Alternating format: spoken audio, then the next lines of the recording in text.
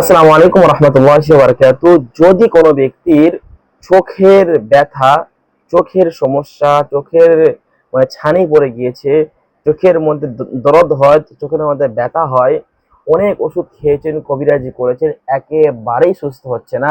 ইনশাআল্লাহ আজকে একটা চেহেল কাফের একটি আমল দেব। এটা আমাদের চেহেল কাফের 11 নম্বর পর্ব।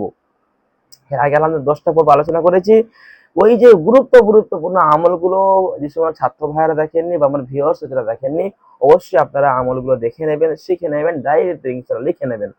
যাই হোক, আজকের আলোচনার বিষয়বস্তু হলো এই চোখের ব্যথা, চোখের যন্ত্রণা কিভাবে আপনি এখান থেকে নিরাময় পাবেন, কিভাবে এখান থেকে আপনি ভালো করতে পারবেন, আজকের এই বিষয়ে ইনশাআল্লাহ আলোচনা করব। সমাজের হাজিরিন, ভিডিও শুরু করার আগে আপনাদেরকে বলবো, যারা আমাদের এই চ্যানেলের নতুন সদস্য আছেন, আমাদের চ্যানেলটি সাবস্ক্রাইব করে সাথে থাকুন পরবর্তী ভিডিও পাওয়ার জন্য। আর যারা সাবস্ক্রাইব করেছেন আপনাকে অসংখ্য অসংখ্য ধন্যবাদ, মুবারকবাদ। সমাজের হাজিরিন, সর্বপ্রথম হচ্ছে আপনি এই চেহেল কাফের আমিল হয়ে যাবেন। আমিল না হলে তো কাজ হবে না। আমিল হয়ে যাবেন। আমিল হওয়ার সিস্টেম আলহামদুলিল্লাহ আমাদের প্রথম ভিডিওতে দেওয়া আছে। 1 নম্বর ভিডিও দেখে নেবেন, তারা বুঝতে পারবেন। যারা পাবেন না আমাদেরকে নাম্বারে মেসেজ করবেন, হোয়াটসঅ্যাপে মেসেজ করলে আমরা ইনশাআল্লাহ সমস্ত পর্ব আপনাদেরকে লিঙ্ক ইনশাআল্লাহ আমরা দিয়ে দেবো ইনশাআল্লাহ। যাই হোক, কথা হলো হযরত, এই আমলটি করার জন্য আপনি ফজরের নামাজের পর আমলটি করতে হবে। ফজরের নামাজ পড়বেন।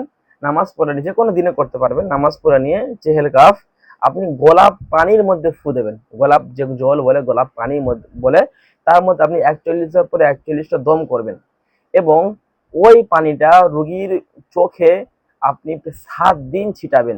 7 দিন পরে এসে একটা কমেন্ট করে বলবেন, হুজুর এই আমলটা করেছিলাম, এই আমলটার এই রেজাল্ট হয়েছে, এই আমলটা করেছিলাম, এই আমলটা এখনো সফলতা পায়নি।